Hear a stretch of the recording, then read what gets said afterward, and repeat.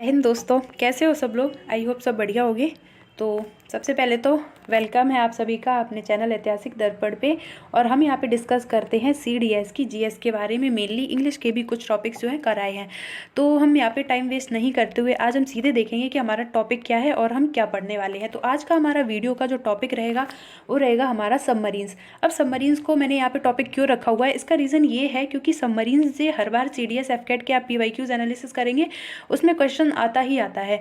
और दूसरा क्या है कि अभी 15 जनवरी को ही रिसेंटली मोदी जी ने इनॉग्रेट किया है या फिर कहें तो कमीशन की है 3 शिप्स जो है हमारी नेवी में। तो इसीलिए इसको पढ़ना बहुत इंपॉर्टेंट है क्योंकि अभी से 1-2 महीने में ही आपका अप्रैल में CDS लगा हुआ है और FCAT का एग्ज़ाम आने वाला है। तो इससे एक क्वेश्चन आने की मैक्सिमम प्रोबेबिलिटी है क्योंकि शिप्स से या INS से एक क्वेश्चन तो पक्का न पक्का आता ही है। और ये आप चाहे तो आप PYQs उठा के देख लीजिए, 24 का उठाइए, 23 का उठाइए, आपको सीधा क्वेश्चन मिल जाएंगे। तो हम टाइम बिना वेस्ट किए सीधा हम यहाँ पे अपना टॉपिक स्टार्ट करते हैं। और अगर आपको वीडियो अच्छी लगे, इन्फॉर्मेटिव लगे तो लाइक शेयर सब्सक्राइब कर लेना। बिकॉज मैंने यहाँ पे बहुत ही मेहनत करके सारा इन्फॉर्मेशन कलेक्ट किया है ताकि आपको एकदम फ्लो चार्ट बना के दिया है ताकि आपको कुछ भी ना करना पड़े, सीधा याद करो और आपका टाइम बचे। क्योंकि टाइम बचाना एंड टाइम मैनेजमेंट स्टडी में बहुत ही इंपॉर्टेंट है। अगर आप टाइम बचा लोगे तो आप क्या है दूसरा सब्जेक्ट इस टाइम में पढ़ लोगे।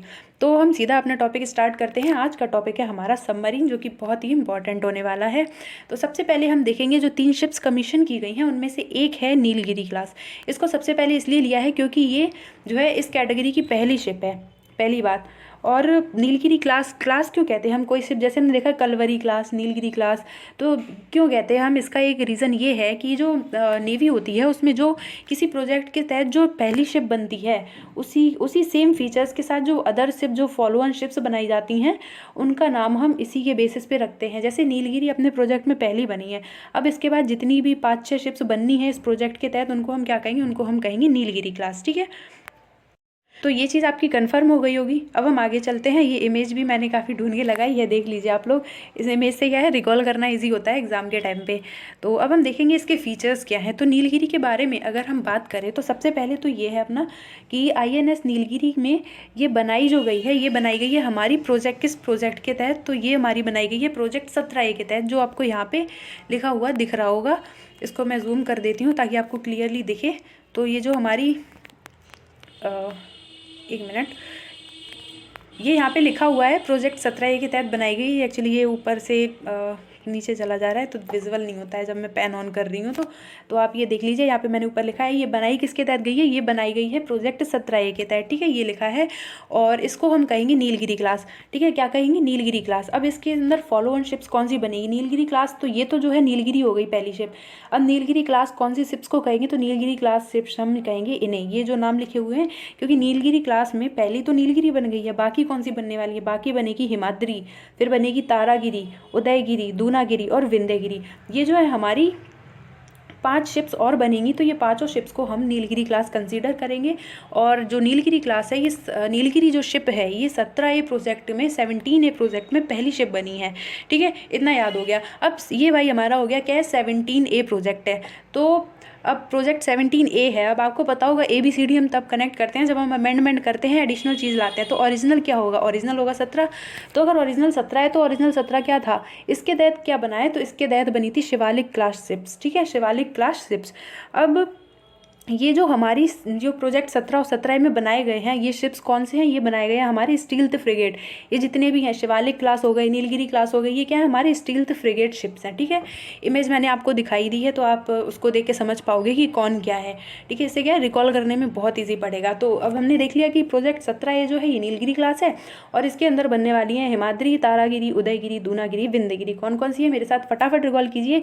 हिमाद्री, तारागिरी, उदयगिरी, दूनागिरी और विंध्यगिरी। ठीक है, हिमाद्री है, तारागिरी है, उदयगिरी है, दूनागिरी है और विंध्यगिरी है। ठीक है, मेनली अगर आप देखो तो ये माउंटेन्स के नाम है। ठीक है, हिमाद्री जो है हिमालयाज को कहते हैं, तारागिरी भी कोई माउंटेन होगा, उदयगिरी तो ऑब्वियसली आप जानते ही हो, दूनागिरी और विंध्यगिरी तो विंध्याचल रेंज है। तो सारे जो है माउंटेन्स के नेम्स है, तो इससे आप कनेक्ट करके शायद याद रख पाओ, इसलिए मैंने आपको बता दिया।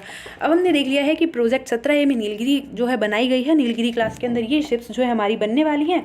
और ये है क्या, ये है हमारी स्टील्थ फ्रिगेट है सब। और प्रोजेक्ट 17 जो था उसके तहत बनाए गए थे शिवालिक क्लास के शिप्स, और अभी जो बन रहा है ये नीलगिरी क्लास है। ठीक है, अब भाई बननी तो है लेकिन बनाने वाला कौन है, कौन बनाएगा, क्योंकि ये मैंने यहाँ पे स्पेशली इसलिए लिखा है क्योंकि CDS का आप 2023 का जो CDS 2 हुआ है उसमें देख लेना, उसमें एक क्वेश्चन पूछा गया है जो कि ये पूछा गया था कि इसमें स्टेटमेंट्स दिए हुए थे कि ये शिप कौन सा जो है कहाँ पे बनने वाला है, मुंबई बनाने वाला है, कोलकाता बनाने वाला है, कौन से डॉकयार्ड में मतलब बनने वाला है, ये चीज़ पूछी गई थी। इसीलिए लिखा हुआ है कि INS नीलगिरी जो है ये मुंबई डॉकयार्ड लिमिटेड और GRSE कोलकाता जो है, ये यहाँ पे गलत लिख गया क्लास का, यहाँ पे कोई मीन नहीं है। GRSE कोलकाता और MDL मुंबई यहाँ पे बनने वाली है ये शिप, ये इंपॉर्टेंट है, याद रखना।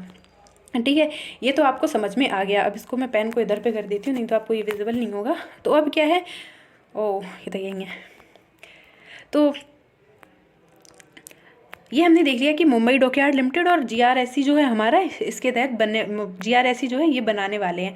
अब हम देखेंगे कि जो हमारी जो इसमें क्या क्या वॉरफेयर आइटम्स रहने वाले हैं। वॉरफेयर आइटम्स बहुत इंपॉर्टेंट है क्योंकि इनका काम ही है शिप को आप कहाँ भेजोगे, ओशन में भेजोगे। अब वो हमारी नेवी की शिप से तो क्या करेंगे, हमारी सिक्योरिटी के लिए होंगी, विजिलेंस के लिए होगी, तो उनके पास कुछ आर्म्स तो होने ही चाहिए। सिक्योरिटी कैसे करेंगे, तो उनको सिक्योरिटी के लिए क्या है, सरफेस टू सरफेस मिसाइल्स जो हैं वो इसमें रहने वाली हैं।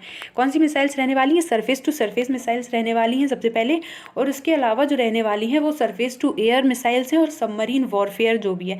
तो इनका हम यूज़ किस लिए कर सकते हैं, मतलब ये सरफेस टू सरफेस, जैसे कि शिप्स 2 जा रही हैं ओशन के सरफेस पे, तो ये सरफेस टू सरफेस भी मिसाइल इसके पास होती हैं, ये अटैक कर सकते हैं।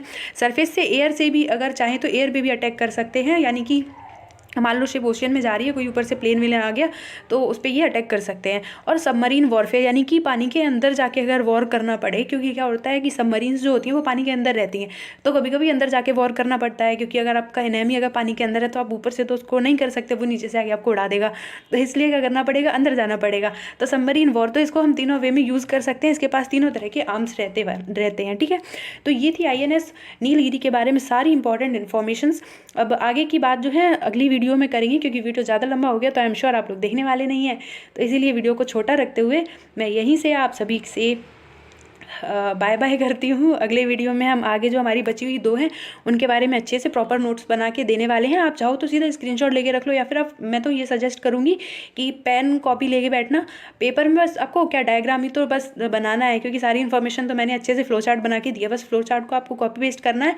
और कोशिश करना कि वीडियो सुनते टाइम मत करना, जब दोबारा में एक बार देख लो वीडियो, फिर दोबारा जो है रिकॉल करके उसको अपनी कॉपी में नोट डाउन कर लेना, ऐसे फ्लो चार्ट बना के, और जब एग्जाम देने जाओ तो लास्ट टाइम इसको फटाफट रिकॉल कर लेना, रिवाइज कर लेना। ठीक है, तो जय हिंद दोस्तों, अगले वीडियो में मिलेंगे, तब तक लाइक शेयर सब्सक्राइब कर लेना और पढ़ते रहो और मेहनत करते रहो। जय हिंद।